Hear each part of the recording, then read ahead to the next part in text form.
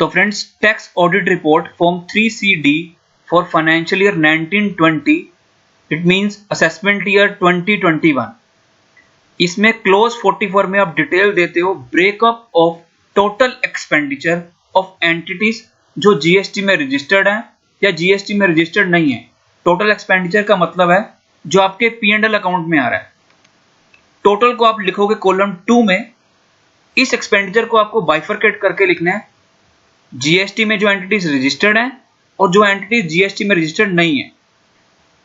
तो 3 से लेकर 6 कॉलम तक आपको एक्सपेंडिचर की डिटेल देनी होगी उन एंटिटीज के लिए जो जीएसटी में रजिस्टर्ड है। अगर कोई कंपोजिशन में रजिस्टर्ड है तो कॉलम 4 में, and if someone is registered as normal tax payer that is other than composition तो 5th में।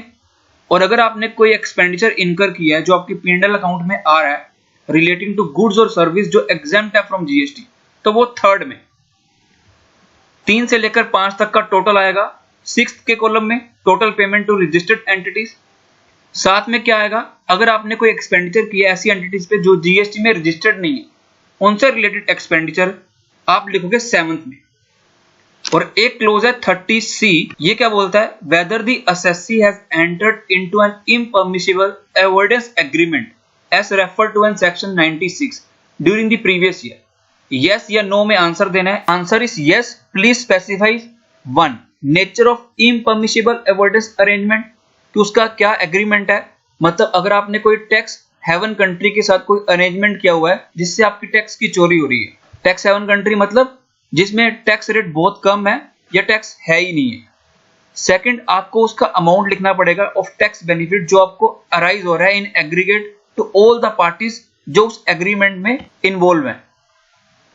अब गाइस एक सर्कुलर इशू किया है नंबर 10 24 अप्रैल को, order under section 119 of income tax act 1961।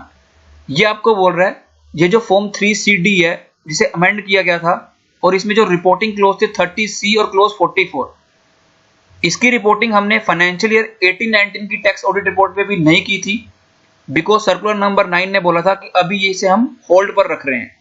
तो अभी काफी रिक्वेस्ट मिली रिगार्डिंग 30C क्लोज और क्लोज 44 की रिपोर्टिंग करनी है या नहीं फाइनेंशियल ईयर 1920 में।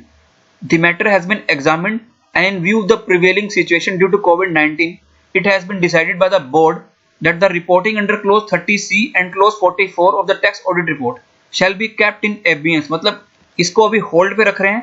जो आप टैक्स ऑडिट रिपोर्ट फाइल करोगे फाइनेंशियल ईयर 1920 की, मतलब असेसमेंट ईयर 2021 की, उसमें आपको ये क्लोज 30C और क्लोज 44 फिल नहीं करना है। फाइनेंशियल ईयर 18-19 के लिए जो सर्कुलर इशू किया था वो भी मैं आई बटन पे लिंक कर दूंगा। So till then, thank you very much, have a nice day.